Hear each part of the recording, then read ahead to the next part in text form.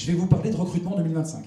Alors ça, c'est un petit peu la théorie de l'évolution, chère à notre ami Darwin, revue à la sauce du recrutement. Ok?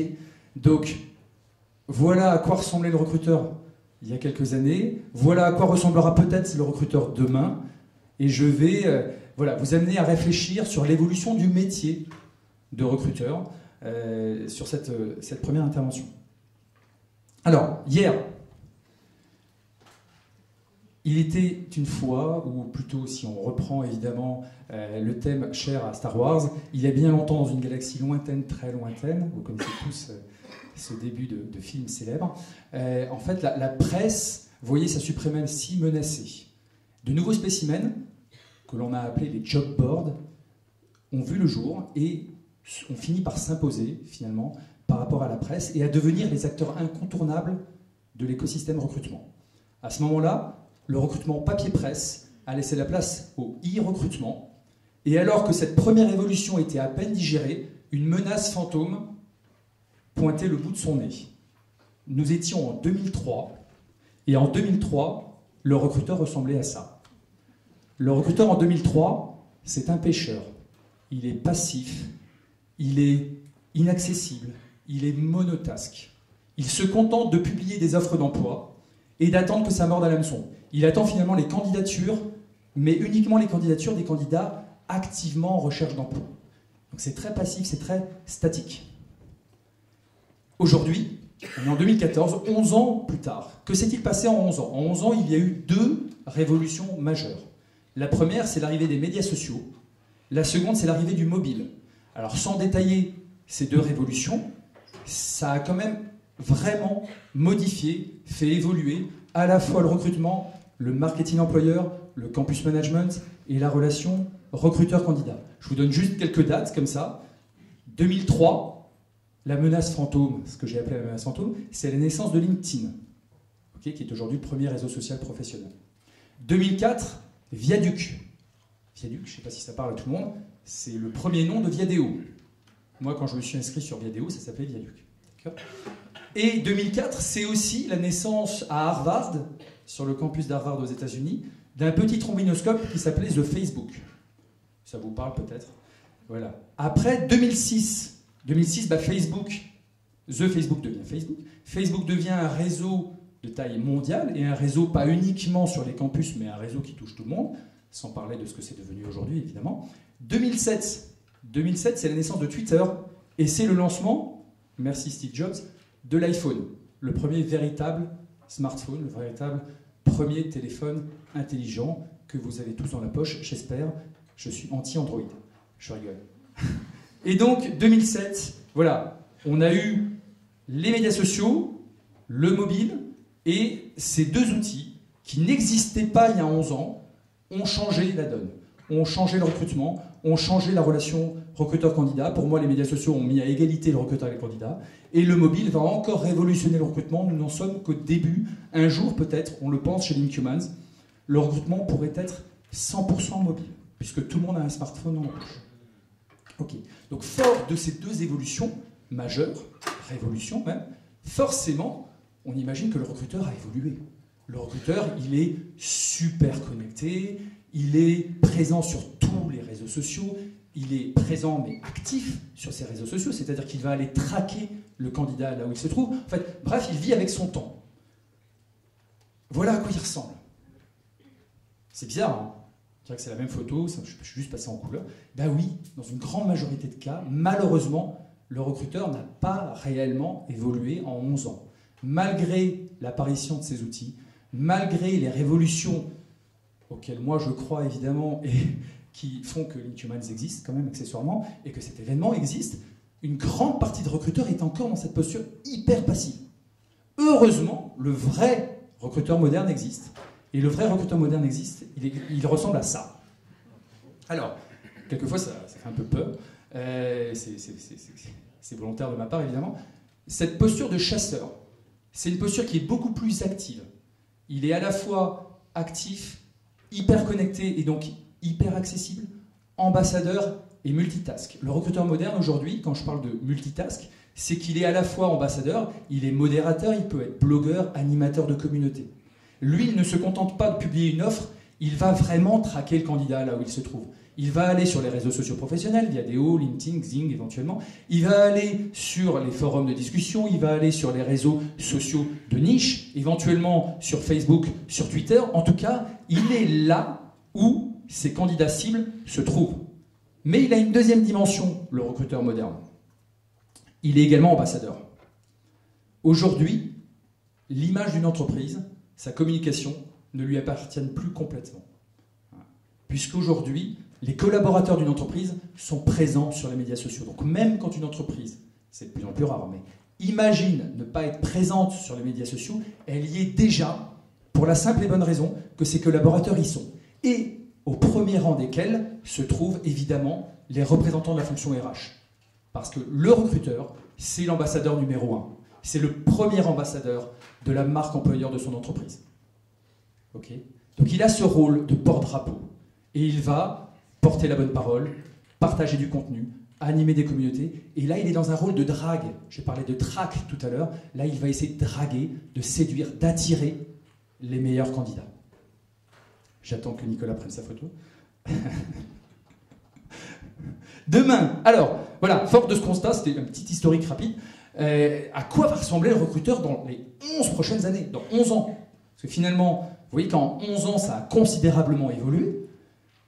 Que va-t-il se passer dans les 11 prochaines années? En quoi les tendances actuelles, que sont l'intelligence artificielle, la robotique, le big data, les MOOC, la sémantique, tout ça, en quoi ça va ou pas impacter le recrutement, le marketing employeur, la relation recruteur-candidat? Ce sont les questions que nous nous sommes posées le 14 octobre dernier à Paris, à RMS Conf, le recrutement en 2025. Et je me suis dit, tiens, aujourd'hui, à Lyon, c'était l'occasion peut-être de faire un trait d'union entre les deux événements et de vous brosser les 7 portraits que moi j'ai imaginés, que j'ai imaginés avant l'événement, mais qui ont été corroborés pendant, finalement. Donc 7 portraits, ça va vous paraître, pour certains portraits, tout à fait plausibles, pour d'autres, complètement délirants. Mais le paradoxe, c'est que peut-être que les portraits les plus délirants, je vais essayer d'y aller crescendo, seront ceux qui seront, au bout du compte, les plus réalistes. Alors, le premier, c'est l'agent de talent. L'agent de talent, finalement, on peut imaginer qu'en 2025, le CDI a disparu. Un certain nombre d'experts le pensent, que le CDI pourrait disparaître. Et dans cette configuration-là, le candidat, qui est aujourd'hui un candidat permanent, un candidat à vie, devient aussi un candidat multi-entreprise. C'est-à-dire que c'est un candidat qui travaille à la mission, au projet, et il va enchaîner comme ça les projets, les missions pour différents employeurs, pour différentes entreprises. L'entreprise, du coup, n'est plus un club qui joue un championnat, c'est une équipe nationale qui dispute des matchs de prestige. Et l'entraîneur, voilà, justement, je l'ai dit, le recruteur ressemble plutôt à un sélectionneur d'une équipe nationale de football, c'est Didier Deschamps, et pour chaque match de prestige, pour chaque mission, il va essayer de constituer la meilleure équipe, le meilleur collectif, le collectif le plus pertinent et le plus efficace. Et à chaque fin de mission, le mercato bat son plein.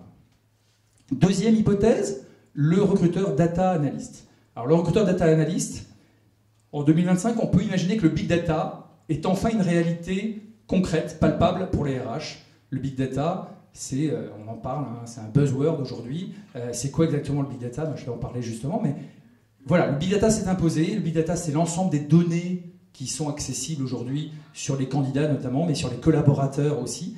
Et on va pouvoir exploiter formidablement ces données. On commence à le faire, mais on va vraiment, dans un avenir très proche, avoir des résultats très intéressants. Et donc on peut imaginer en 2025 que le recruteur finalement est un ingénieur informatique, spécialiste de l'analyse des données. Et cet ingénieur informatique, il va aller collecter, stocker, classer, analyser toutes les données qu'il retrouve en ligne sur le candidat. Donc à la fois ses présences sociales, ses interactions, son activité online, mais aussi sa performance dans le poste précédent, sa trajectoire professionnelle. Et à partir de toutes ces informations-là, à partir d'algorithmes savants évidemment, le recruteur data analyst va être capable de détecter les talents qui vont s'inscrire de manière efficace dans son collectif. Il va pouvoir faire du prédictif, on parle de plus en plus de recrutement prédictif, c'est un peu à l'image des précogs dans Minority Report, et l'idée d'identifier quel est le profil qui, dans mon entreprise, va matcher avec la culture, va pouvoir être le plus efficace.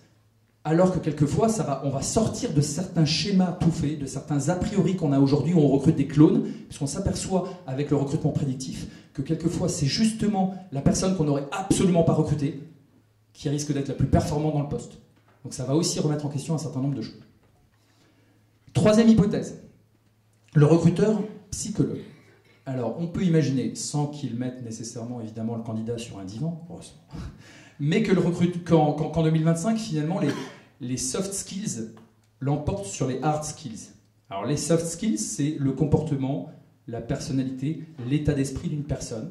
Les hard skills, c'est le background, c'est les diplômes, ce sont les compétences. D'accord ? Donc on peut imaginer qu'en 2025, finalement, le recruteur soit un spécialiste de tout ce qui relève effectivement de la personnalité, qu'il ait tellement digéré, qu'il se soit approprié les tests et les quiz de personnalité, qu'il les a complètement intégrés à sa mécanique intellectuelle. Et que finalement, plutôt que de les proposer en amont ou en aval de l'entretien, il intègre les questions qui généralement font l'objet de ces fameux tests de personnalité dans l'entretien lui-même. Et qu'à la fin de l'entretien, il soit capable de dresser le portrait de la personne et de lui donner comme résultat ses chances de succès dans le poste. Alors, hypothèse suivante, le recruteur qui est un collaborateur opérationnel. En 2025, on peut imaginer que le recruteur RH est disparu. Alors, le recruteur n'a pas disparu, mais le recruteur RH. Parce qu'en fait, il pourrait être remplacé par l'opérationnel. Pourquoi ? Pour la simple et bonne raison que pour le candidat, aujourd'hui, avec le développement des médias sociaux, l'opérationnel, il est de plus en plus accessible sur les médias sociaux.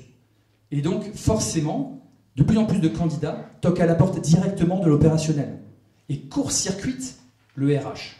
De la même manière, on peut se dire, et on le pense depuis quelque temps quand même, que l'opérationnel à qui on donne de plus en plus ce rôle d'ambassadeur est finalement la meilleure personne dans une entreprise pour juger de la pertinence d'un profil, pour aller identifier les meilleurs talents, les meilleures aptitudes, celles qui vont être les plus performantes dans l'exercice de la fonction, mais également être le plus à même de sentir quels sont les comportements et l'attitude, la personnalité qui va le plus fitter avec la culture, les valeurs de l'équipe dans laquelle le candidat va s'intégrer.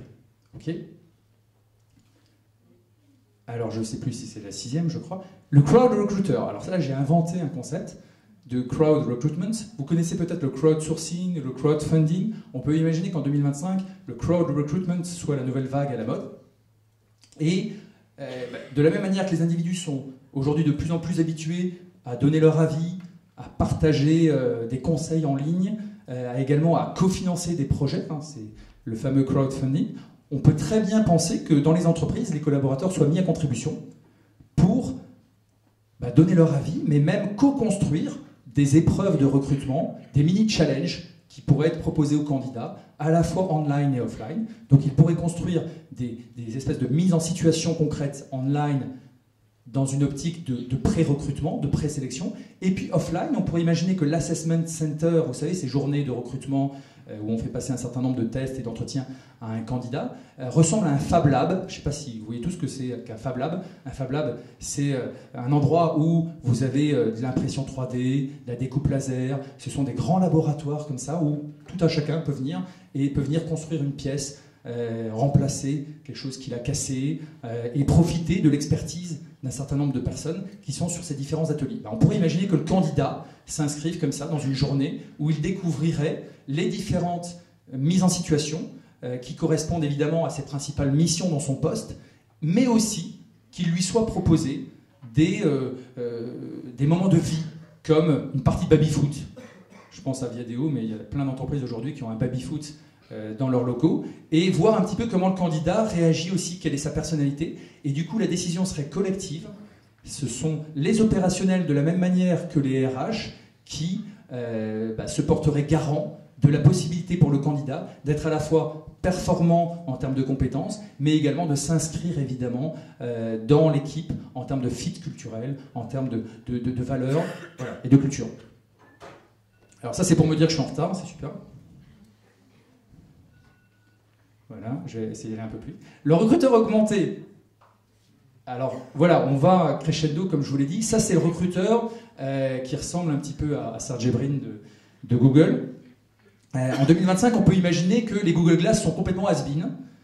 Finalement, le candidat pourrait porter pendant l'entretien un casque de réalité virtuelle. Je ne sais pas si vous connaissez tous l'Oculus Rift qu'a racheté Facebook. C'est un casque qui vous immerge complètement dans un jeu vidéo. Là, on peut très bien imaginer que le candidat se voit porter un casque de ce type-là et qu'il se voit proposer une immersion dans son futur poste, avec à la fois des mises en situation, des cas concrets qui pourraient lui être proposés.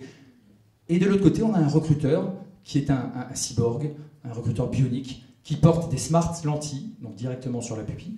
Et grâce à ces smart lentilles, il va être capable d'analyser les données du candidat en temps réel. Il va être capable de filmer, pourquoi pas aussi, les réactions du candidat et de les retransmettre via les smartphones de l'équipe opérationnelle pour qu'en live, l'équipe opérationnelle profite des échanges. Et il a un microprocesseur directement plugué dans sa boîte crânienne, directement sur le cerveau, qui lui permet également de brasser ces données, de les comparer avec les données des collaborateurs les plus performants dans l'entreprise et de voir si, évidemment, quelles sont les chances de succès du candidat dans le poste. Et il fallait bien terminer avec ce fameux recruteur robot. En 2025, et ça c'est pas seulement moi qui le dis, un certain nombre de spécialistes prédisent, notamment l'Institut Gartner, qu'un tiers des emplois pourraient disparaître, que les robots vont de plus en plus exercer des métiers exercés par des êtres humains aujourd'hui, et que du coup, pourquoi pas, le recruteur se voit lui-même remplacé par un robot. Alors ça peut paraître complètement dingue, mais il ne faut pas oublier qu'on parle déjà de robots dans le recrutement depuis des années et des années et des années, puisque quand on envoie sa candidature et qu'elle est dans une base de données, elle est scannée par ce qu'on appelle des robots, à savoir des petits logiciels. Quand on fait une requête en tant que recruteur, ce sont des logiciels qui vont les chercher dans les bases, que ce soit des CV Tech sur les sites emploi ou des profils tech sur les réseaux sociaux. Donc il y a déjà des algorithmes qui aujourd'hui scannent les CV, cherchent de l'info. Là, l'idée, c'est d'aller encore plus loin, c'est d'avoir éventuellement carrément, face à vous en tant que candidat, un robot recruteur. Alors, il y a une étude qui a été faite, qui a été relayée par la Harvard Business Review cette année, qui montre que l'algorithme est aujourd'hui plus puissant et plus pertinent, plus fiable que l'instinct humain dans son choix du meilleur candidat par rapport à un poste donné. Ça fait réfléchir. On a aussi un petit robot qui s'appelle Mathilda, qui a été expérimenté dans le cadre du recrutement, qui est doué d'empathie et qui peut comme ça aussi analyser les réactions, les grimaces ou les mouvements du visage d'un candidat pendant l'entretien et analyser ainsi si le candidat est honnête ou pas dans ses réactions et dans ce qu'il raconte. Donc on peut imaginer un recruteur robot doté d'une intelligence exceptionnelle qui soit neutre, qui soit objectif, qui soit rationnel, non discriminant, et qui ait une analyse extrêmement fine, extrêmement fiable de la psychologie humaine, de la personnalité de l'individu et de l'analyse de ses compétences. Et finalement, le plus inquiétant ou le plus intéressant serait que ce recruteur robot pourrait être plébiscité par les candidats eux-mêmes, qui en auraient marre d'être victimes de la subjectivité humaine. Voilà, je vous laisse réfléchir sur ces bonnes paroles. Et on a eu, nous, la chance à Paris d'avoir deux experts qui sont venus nous parler un petit peu de robotique. Laurent Alexandre, alors si vous ne l'avez pas vu, allez voir la keynote d'ouverture d'RMS Conf. Il a mis une grosse claque à tout le monde le 14 octobre dernier. C'est un spécialiste des nanotechnologies, biotechnologies, informatique, sciences du comportement, les fameuses NBIC. Il a parlé beaucoup de robotique. Pour lui, justement, la bataille technologique est déjà perdue. Donc il a commencé la conférence en disant « J'ai le sentiment que vous allez changer de métier ». Et à la fin, il a conclu en disant « De toute façon, vous avez déjà perdu la bataille technologique ». Alors, ça veut dire quoi? Ça ne veut pas dire que le recruteur va disparaître et que les RH vont disparaître, selon lui, mais que le RH sera plutôt un généraliste, doté d'une culture générale hors du commun. Voilà. Et ce généraliste sera en charge de recruter des cerveaux. Et pour recruter ces cerveaux, il s'appuiera sans doute sur des algorithmes et sur des robots qui l'aideront dans sa prise de décision. Et on avait également le même jour Raja Chatila, spécialiste en robotique du CNRS, qui lui parle plutôt de collaboration entre le robot et l'homme. Hein, on pourrait imaginer, pour lui, ne pas remplacer le recruteur, mais plutôt avoir éventuellement un robot de téléprésence, c'est-à-dire que le robot est présent, mais c'est quand même le recruteur qui parle à travers le robot, pourquoi pas, pour permettre des entretiens de recrutement à distance. Mais en tout cas, que ce soit en chirurgie, que ce soit en recrutement, que ce soit dans un certain nombre de domaines, une collaboration et une intelligence peut-être différente, pas artificielle, mais augmentée, où l'homme et la machine collaborent. Voilà, est-ce que vous êtes prêts à tous ces changements? Quelles sont les hypothèses auxquelles vous croyez le plus? En tout cas, il faut vous préparer à toutes ces évolutions. Je ne sais pas lequel de ces portraits sera celui qui arrivera. Je ne sais pas si c'est un mix de ces différents portraits. En tout cas, moi je suis prêt, complètement geek. Hein, j'ai tous les appareils possibles et imaginables chez moi. Et je me souviens toujours de cette petite anecdote, ma maman qui me raconte souvent que il y a quelques années, alors j'avais 17, 18 ans, je ne sais plus, je ne voulais absolument pas entendre parler de téléphone portable. À l'époque, je disais, mais jamais j'aurai un téléphone portable. Je devais être un peu idiot. Voilà. Et aujourd'hui, c'est l'extension de mon bras, mon smartphone. Je m'en sers toute la journée, j'ai 400 applications, je suis absolument mobinote, convaincu, et je suis un geek absolu. Voilà, donc à vous aussi de monter dans le train, si vous n'y êtes pas monté encore, il est encore temps, mais ça fait quand même 10 ans ou 11 ans que je raconte la même chose, enfin, pas exactement de la même manière, mais en tout cas que j'incite et que j'évangélise pour donner envie aux candidats et aux recruteurs de sauter le pas. Donc allez-y, montez dans le train, il est temps. Rendez-vous en 2025.